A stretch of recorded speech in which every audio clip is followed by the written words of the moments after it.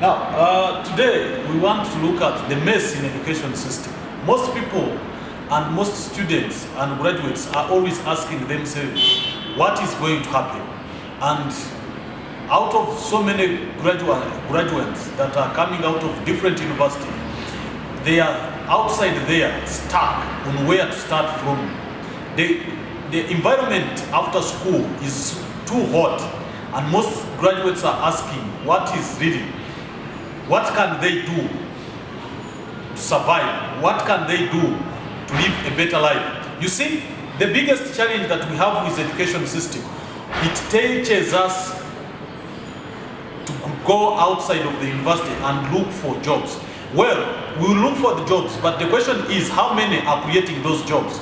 Now, in my own opinion, I would love to share my mind and my understanding. If you are a student at university, what you should be thinking if you want to succeed and have life that everybody will always admire.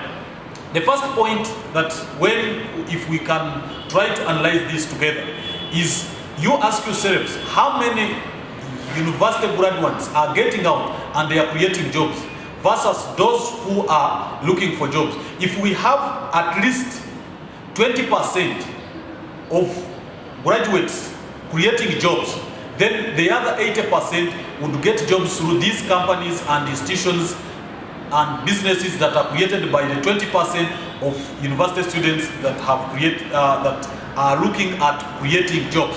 Now, my mindset is like, if I was a student, at university, and maybe I'm studying a course, talk of business administration, talk of agriculture, this would be the best time for me to get out of university and do something that really can change the community. For instance, if I've studied agriculture, why should I look for a job? For instance, the first point is, I'm a graduate in agriculture. I must go in and do agriculture, but do agriculture in a modernized way, in a way that can make the community admire what I'm doing. For instance, if you studied agriculture, you can grow good crops, you know how to plant, you know when to plant, you know how to grow them. But surprisingly, you find someone who studied agriculture is complaining why the government is not concerned about getting him a job. This is why there is a big mess in education system. So if you've studied agriculture, go and do agriculture on ground, but do it in a modernized way. Actually, you should be the person to attract more people come into agriculture business, because you are a graduate, you have the skill, you have the knowledge, and this puts you at a better advantage to do agriculture at a national level, at an international level, because for you are informed. Now, if you studied business administration, like me, you did business administration, go and create jobs for other people. If you can manage to administer business, you can manage to do well in business, you have the skill, you have the knowledge. Now, when you're out of school, you should be going to create business, not to look for business. Because you ask yourself, if everybody getting out of school is going to look for a job, who are the people creating these jobs? This is why what the government and other people that are concerned about our community need to teach our communities. Our communities, and especially the students and even their parents, they are not looking into this. Most of our students, our parents, if you are doing even business administration, they never expose you to the business. You only see your father doing business, but you are not exposed into business. That's why the Indians are challenging us in business. When you go to the Indians, most of the time, I've had chance to discuss with them and share about ideas about business. If you are born in an Indian family, they teach you how to make a business, how to grow a business, and you become part of the business. But here, for us to receive someone after university, he has never even practiced anything or thing in a business. He doesn't even to sell something, but you bring him to become a manager of a business. That's why you find some businesses close. because we put people when we have not prepared them into the line of business. That's why, if, for instance, if you've studied bricklaying at a technical school, so why should you be looking for a job?